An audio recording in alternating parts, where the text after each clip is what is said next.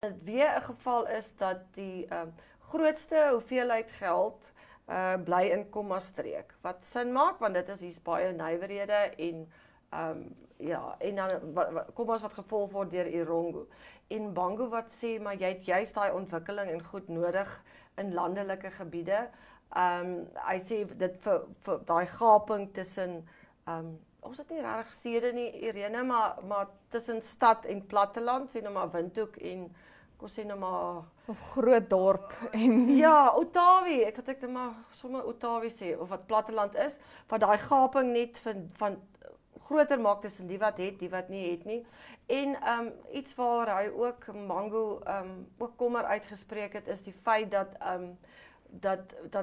streeksraadslede nie geken word wanneer begroting so goed bespreek word nie. En hy sê dit is juist jou streeksraadslede in streke wat weet presies wat gaan in hulle streek aan, wat weet wat is die uitdagings en al daai goed en hulle word nie regtig in dit geken nie. So baie geldige punte wat hy maak. Ja.